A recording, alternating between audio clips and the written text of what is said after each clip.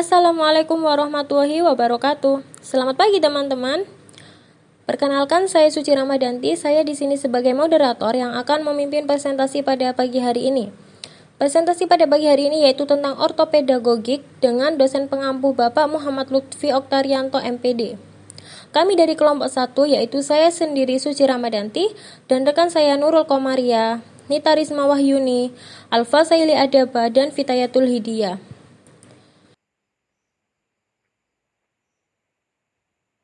Materi kita yang pertama yaitu tentang hakikat ortopedagogik. Lalu yang kedua, tujuan dan alasan perlunya layanan pendidikan khusus. Dan yang ketiga, landasan dan kebijakan pemerintah dalam pendidikan anak berkebutuhan khusus. Dan yang terakhir yaitu perkembangan pendidikan anak berkebutuhan khusus di Indonesia. Penjelasan yang pertama akan dijelaskan oleh rekan saya. Pembahasan yang pertama yaitu hakikat ortopedagogik. Ortopedagogik berasal dari bahasa Yunani. Ortos yaitu lurus atau baik atau sembuh atau normal. Paidos artinya anak dan agogos artinya pendidikan dan pimpinan atau bimbingan. Ortopedagogik yang berasal dari bahasa Belanda orthopedagogik yang berarti dengan pendidikan khusus. Dalam bahasa Inggris disebut special education, yaitu pendidikan luar biasa. Dengan demikian, pendidikan khusus atau ortopedagogik dapat diartikan sebagai pendidikan yang bersifat meluruskan, memperbaiki, menyembuhkan, atau menormalkan.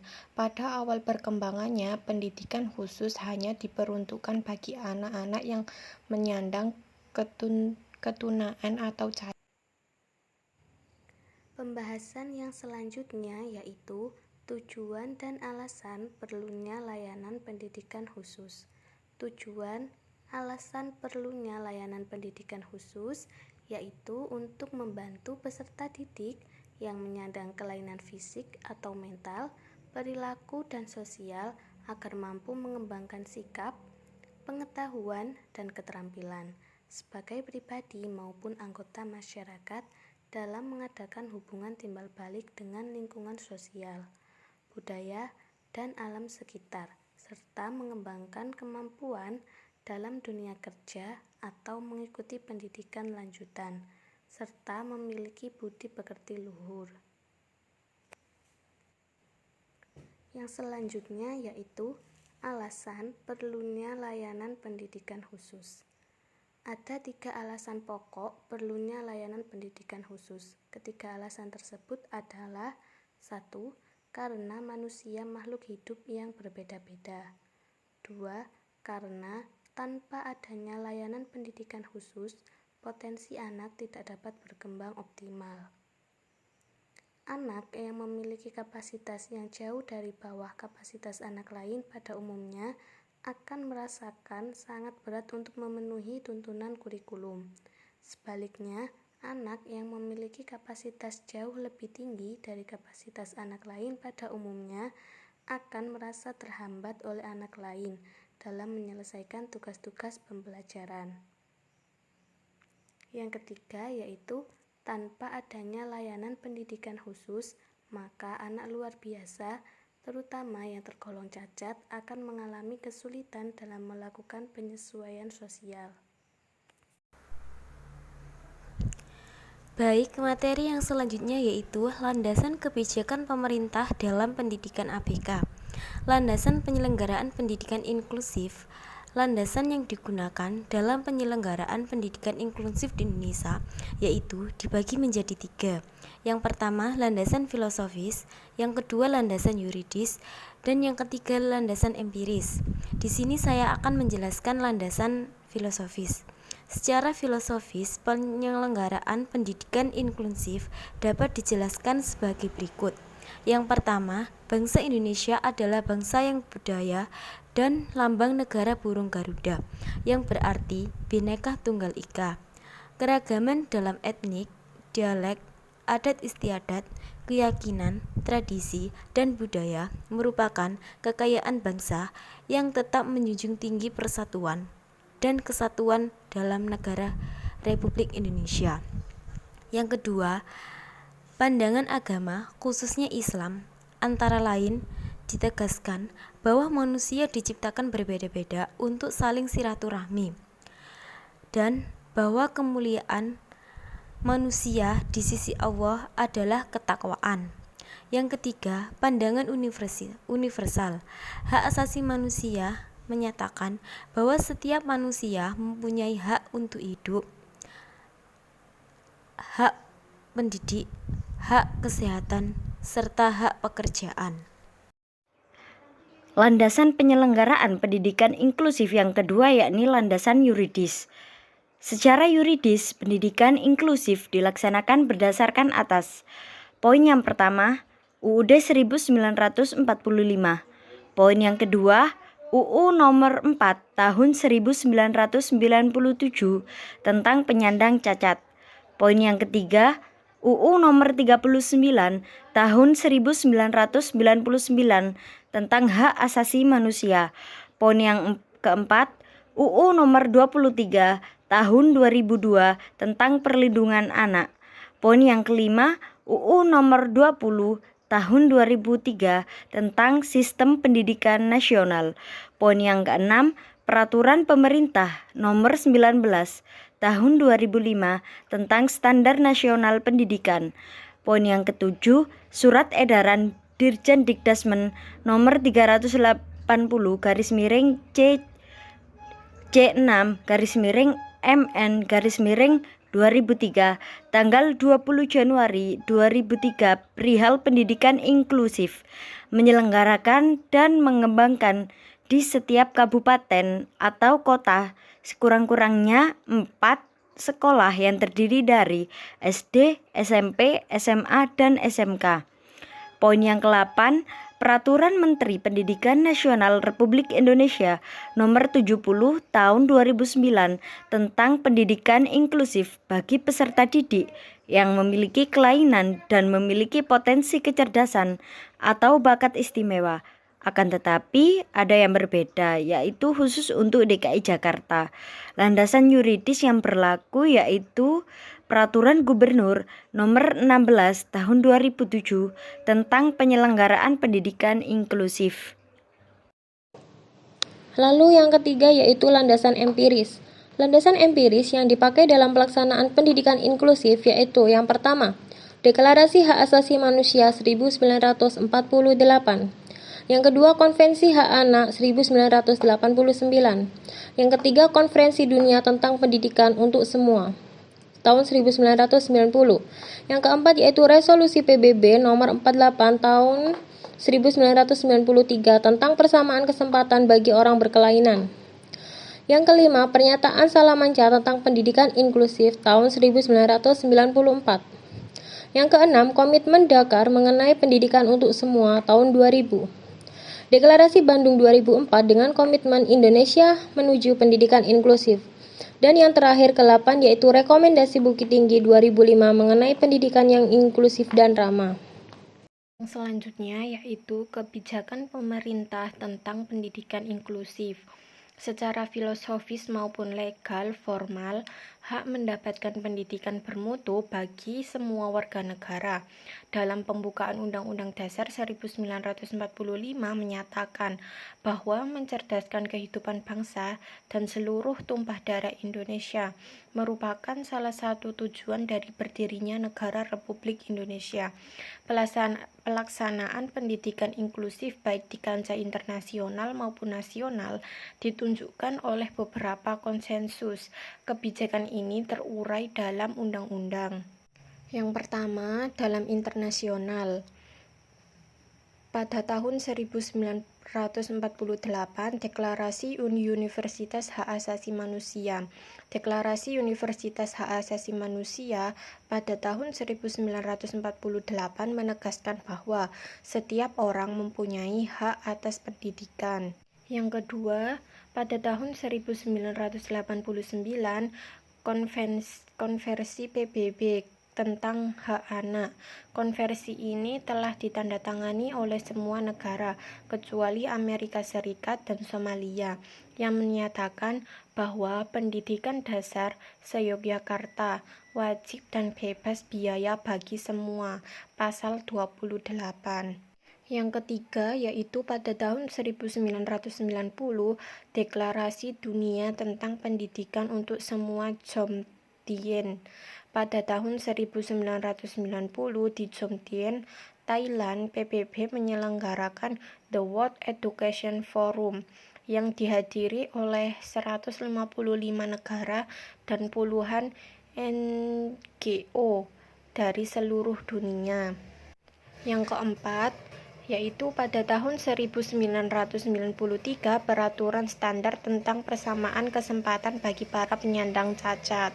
Yang kelima, pada tahun 1994 PBB menyelenggarakan The World Conference on Special Needs Education di Salamanca, Spanyol, bertujuan untuk mendorong masyarakat internasional memberikan atensi yang lebih pada anak difabel dalam target IFA.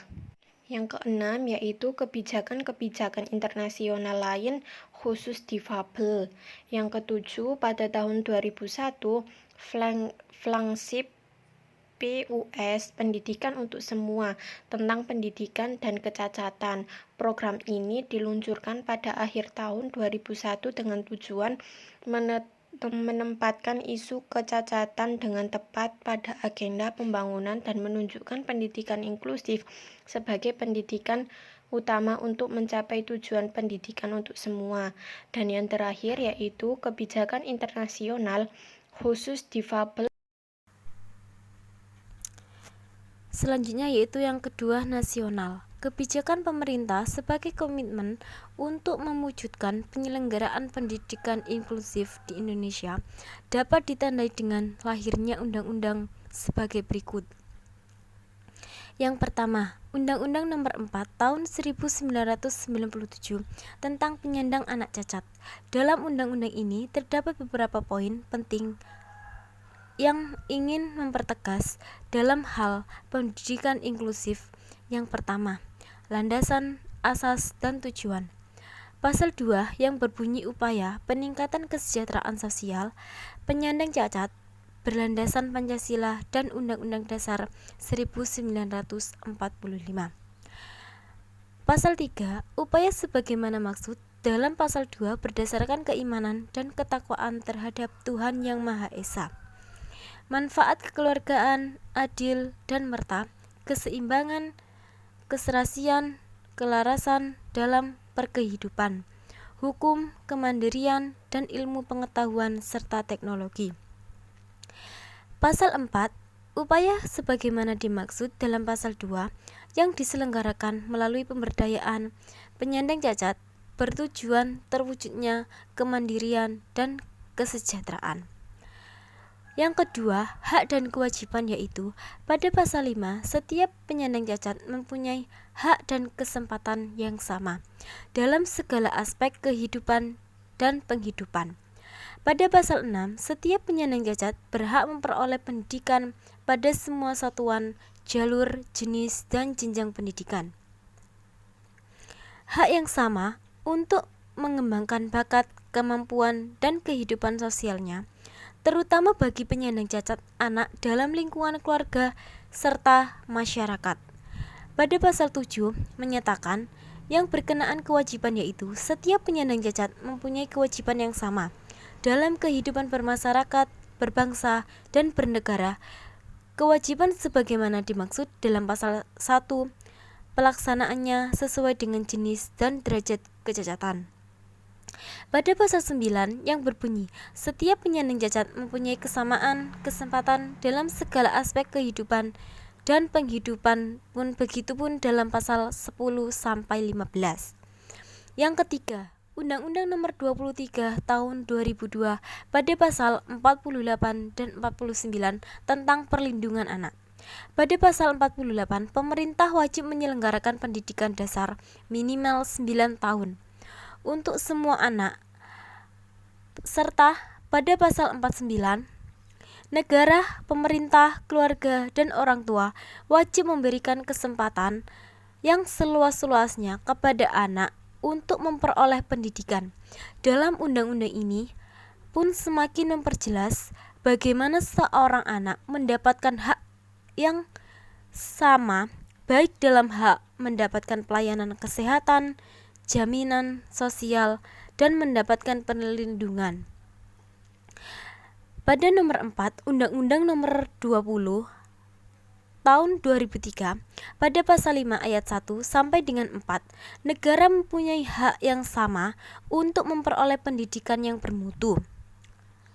Warga negara yang memiliki kelainan fisik, emosional, mental, intelektual, atau sosial berhak memperoleh pendidikan yang khusus.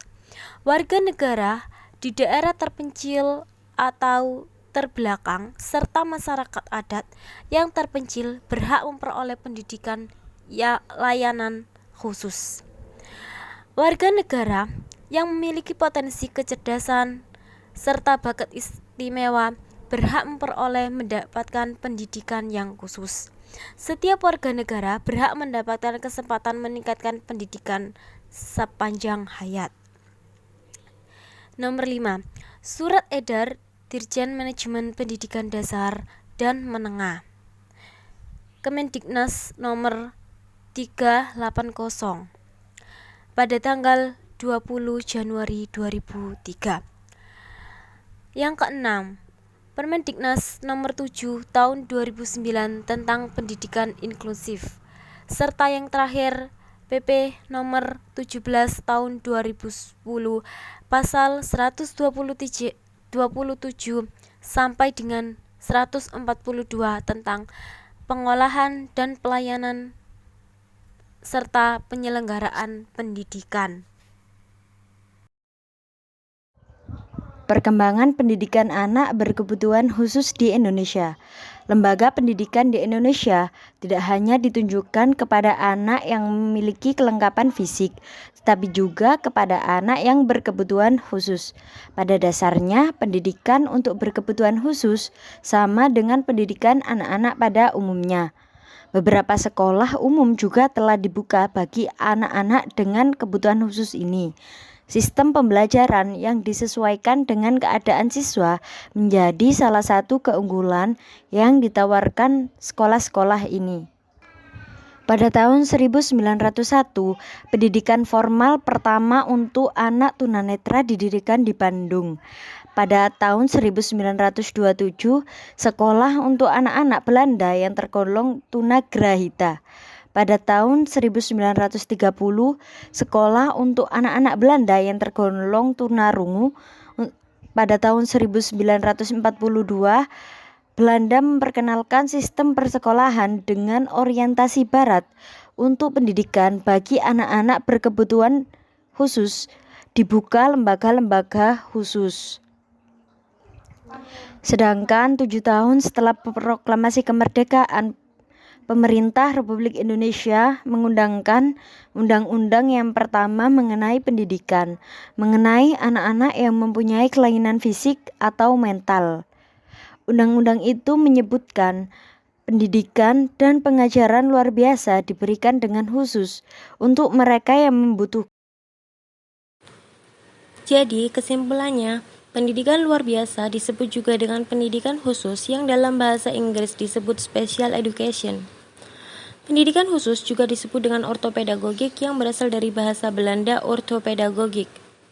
Berdasarkan Undang-Undang Dasar 1945, Pasal 31 Ayat 1, dan Undang-Undang Nomor 20 Tahun 2003 tentang Sistem Pendidikan Nasional dapat disimpulkan bahwa negara memberikan jaminan sepenuhnya kepada anak yang berkebutuhan khusus untuk memperoleh layanan pendidikan yang bermutu. Baik, sekian presentasi dari kelompok kami pada hari ini. Apabila ada yang perlu didiskusikan, silakan. Saya sebagai moderator memohon maaf bila ada salah kata. Wassalamualaikum warahmatullahi wabarakatuh.